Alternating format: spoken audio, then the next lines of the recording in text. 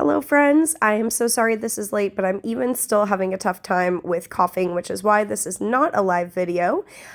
Just a reminder, all brushes are very much loved in my kit, and I have so many different ones. You can use gouache, acrylic paint, you want to make sure you have water. And we're starting off, I chose purple. You can choose any color you want, but use the darkest of the tone that you want to go for. So I'm using the darkest purple. I want to keep it in a pastel range. Right now I'm just painting the hands and the feet, which need to be opposite each other. From here, I'm taking my pencil and drawing my eyes in, which are more like circles, and a couple pupils, and any kind of mouth you'd like. I just did my simple little smile for this character. I'm going to add the extra fur that goes around the edges, and instead of just a widow's peak, I add a little curl here so that you guys can choose what you want to do, but I do think it makes her look a little more childlike, a little more innocent, and then she's got a couple little eyebrows. Up next, we've got the end of the book, so you can just kind of close it up here. If you want to draw it down and have the fur going down the sides too, you can do that, but I decided to make my book a little bit wider so when her hands go on it, it sits on the edge there. Alright, now I'm taking a waterproof marker. This is a zebra marker. If you want to use a Sharpie, just make sure it's the pointiest Sharpie you have, just a little fine tip Sharpie. I am not coloring in the pupils, I'm just showing where they should end up, so I just add my oval. From here, I'm going to add the little horn design. You could do loop-de-loos, you can do just some lines going straight down, or you can add the little zigzags that I did and a little bit for the bow.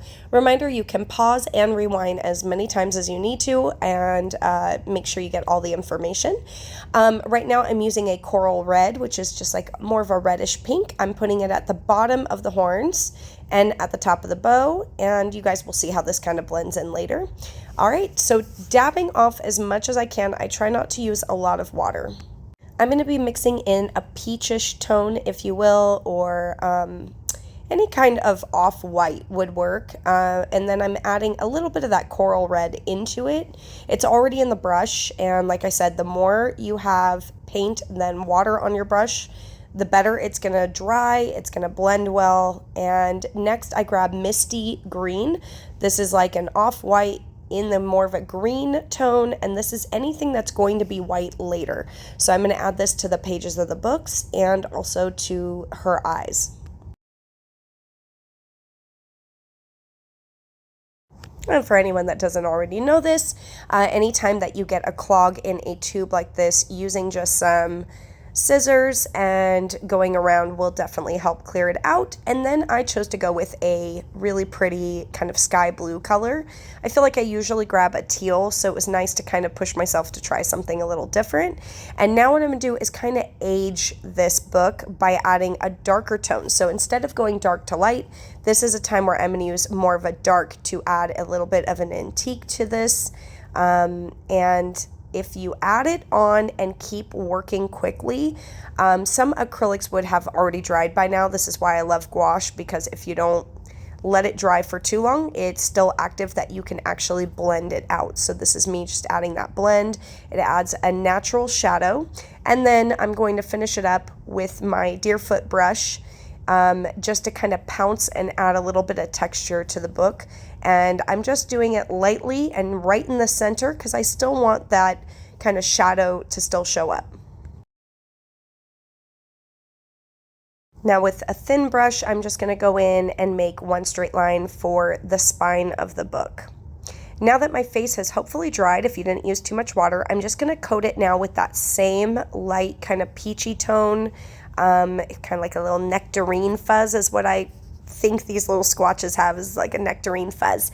And I'm just kind of brushing it on lightly, no water, just letting it dry naturally. I go back to my coral red and my Deerfoot brush, and I pounce once the coral red is very, very, very light in my brush. This is very soft, almost adds like a little bit of a pastel, and then I'm just brushing it with the edge of the brush right over the bridge of the nose to give it a little bit of warmth, and whatever I have kind of left, I'm just brushing it right under where the fur is to create a shadow that's been cast from the fur. Now you can grab any color you love, and we're going to add all of the fur that goes around the outside, and this goes for where the feet are going to be attached as well. So you're going to see me zoom in here and you can see it a little bit better. This is back to our misty green, something that's an off-white, not pure white. This is so when we add a pure white, it's really going to pop like some highlights, which you'll see here at the end. And I just tried to follow the lash line and then add a little bit of a rounded bottom to it so that you guys can see the full eyeball. I'm grabbing some yellow here. It doesn't matter what yellow, or even if you want to paint the horns yellow, you could have even done a different shade of purple. That would work too. Or if you're painting your character pink, you could do a pink tone. And what I'm doing is bringing that coral red and I'm blending the two. Now I grab more of a yellow tone off-white and I'm mixing it together and I'm just kind of blending. And that way it kind of has an orange, but as you can see, the darker tones at the bottom and the highlight is more towards the top. So this is just like a Naples yellow, which is going to bring a little bit of a highlight. Next, I'm grabbing my shell pink and regular pink gouache, and I'm just kind of adding a highlight to the coral red, again, working dark to light. So even though the coral red is there, that pop of pink is going to make it a little bit brighter. As I go here, I'm going to take a dry brush. This is why it's great to have more deerfoot brushes, different sizes, to just kind of pounce things out that might still be really damp or you added too much. So I'm literally just grabbing from the bow and bringing some of it down to the ears as well. I go directly to the pink now and just add that highlight of pink more to the center. And then the outskirts is going to be the brighter tone of that, which is the shell pink. So it's adding where the light maybe hits it more at the top and works its way down, and more at the center, there's not as much light, so I keep more of that darker pink towards the middle. I say darker pink, but it is darker than the lightest pink I used. Now I come back to that delicious coral red that I just love so much and use all the time, and I paint the little nose, and I grab the thinnest line brush I can possibly find to do this. Now, please remember that when you're painting, you don't want to push down on your brush. That will spread out all of the bristles. You want to go as soft as you can. And when you're doing these kind of lines, like for the eyebrows and those little lines I was just doing, a little bit of water goes a long way and you can kind of thin it out. Now, instead of using black for the pupils, I am using more of a dark teal. It's the same color I used to add the little shading to the book. And I just kind of draw two lines and fill it in the middle. And that's going to create the pupils. Now I'm going to take a little bit of pure red with that coral red to add a top lip. So I'm letting the coral red be the bottom part of the lip. And please note, it is okay to rotate your canvas, move the character in a direction where your hand is pulling in a direction that is easier for you to end on a little point as opposed to flattening your brush. Same with the highlights, we're just barely touching down. Now what you're going to see is me using pure white for all of this. Okay, this is the highlight. Go ahead and just drop it down into the eye, and then what we're going to do is take the brush, get all of the paint off of it, and no paint is on this right now, just a tiny bit of water, and I'm just lightly blending in the white. Now I'm going back over my little dots and I'm laying the brush at an angle so it creates a little bit of that highlight in the eye for me. And I'm just barely touching the brush down, and believe me, just a simple dot of white will go a long way. You don't need to sit here and press down or go over it 50 times.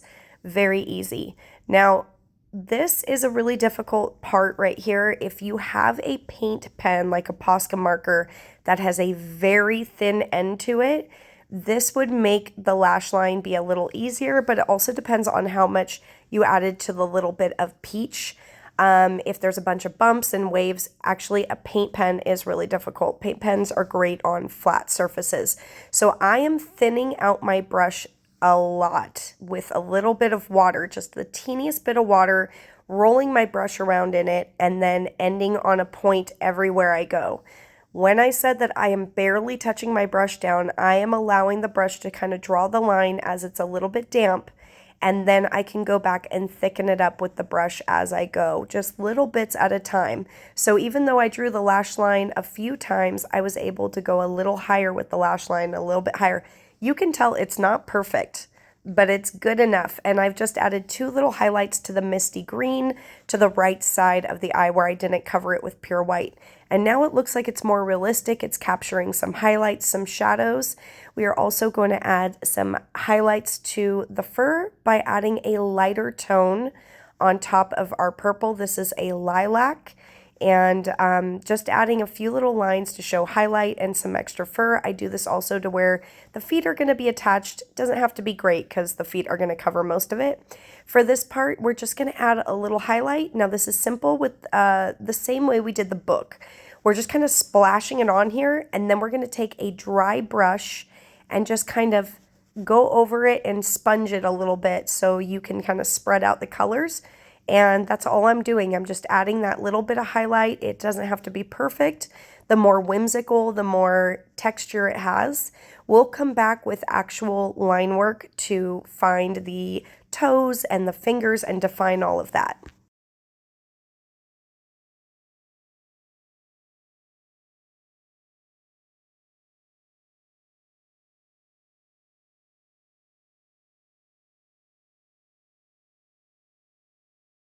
Now we're coming back to our bow and we're going to add an outline. This is actually like a burgundy or a crimson tone. We are going to take this tone down just a bit. So I am going to go back and use those bright pinks that I was using earlier.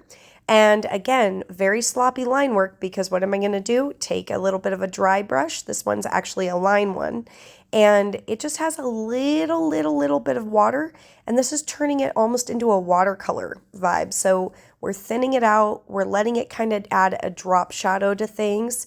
And I'm just kind of adding it here and there. Just have fun with it and know that there would be some shadows in the creases of the bow. So that's what I'm doing here. Now I'm going to come back with just that bright pink and go towards the inside. And this is going to start to kind of cover up how dark those lines are.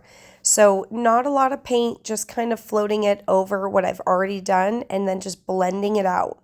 So less is more always. I don't have a ton of water on this. I don't have a ton of paint. Pretty much just using what's still damp on there and blending them together. Okay, now what I'm going to do is add even more of a bright tone to the centerpiece. That way it really pops and looks like it's more at the forefront. I'm adding a little bit of highlight in the center over those darker tones I've made and a little bit of highlight around the bow.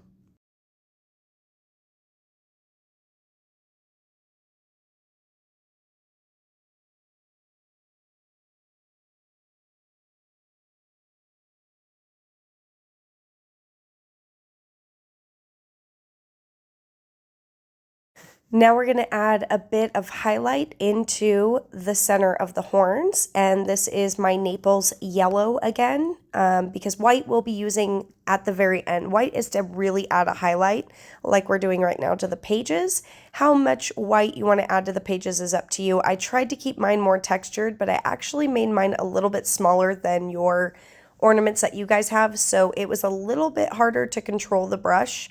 But you can go over this as many times as you want. You can even draw little individual pages with a gray or a silver. And then that way you can use your Posca marker or something to draw little lines through it. I just add a little highlight over the bridge just for looks. And then I'm taking a darker Posca marker. This is like a dark teal. And I'm just going back over those lines that I did earlier and starting to form the book cover so that you can see it a little bit more prominent. And while I'm at it, I'm going to grab some light blue and add a highlight to the eyes. Now I'm using just a different paint pen. This is not a Posca marker. It's a paint pen I bought a very long time ago and have added back to my kit. And I'm going to add a little label for where the title of the book might be. And then I'm taking my Posca marker that is brown. This is a fine tip. There are also thicker tips for these, and I really like the fine tip one so I can get in there and do some details. All right, and now this is why I said the white is last. Even though we added a highlight with a different color, the white is going to take it over the edge. It's going to make it look even brighter. Now I'm going to put some highlights on my bow so you get a little bit more light bouncing off of it.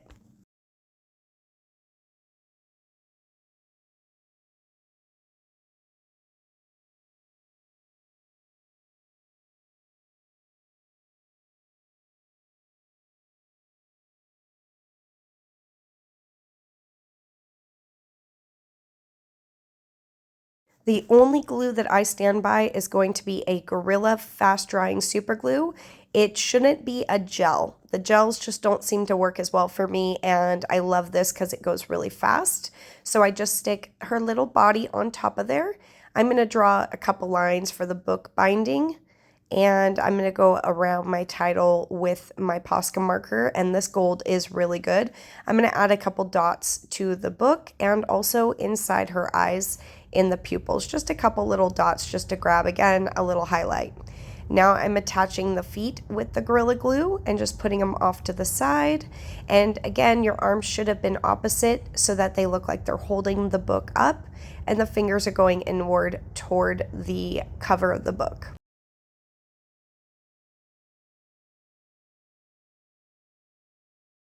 Finishing it up here, I am taking my darkest purple that I have in my Posca markers, and now I'm just kind of going around and adding an outline. This is optional, you do not have to do this. It was really cute even without it. But once I started, I realized now I can add my little lines to define where the fingers are, where the toes are, and even my little curls, and kind of separating some things and adding another layer to it. As always, this will be up for auction on my Pop Shop Live, so if that is something you're interested in, you can find me on the Pop Shop Live app. If you guys have any questions, you can always DM me or email me. I am just drawing my little rainbow shape and two little lines going up for the toes, and a little bit of a highlight with another Posca marker for the bow, just defining it a little bit more. And however much or little you want to add to this is completely up to you. Now, I just wanted to add a little bit more of an outline, so I come back with my burgundy and add a little bit of a shadow back to my bow and my nose. And here you go. You've got your own little book reader who can sit in your books. She loves sitting on shelves with books, very much so. She loves the smell of books. So there you go, my friends. I hope you had fun, and thank you so much for giving me time to heal.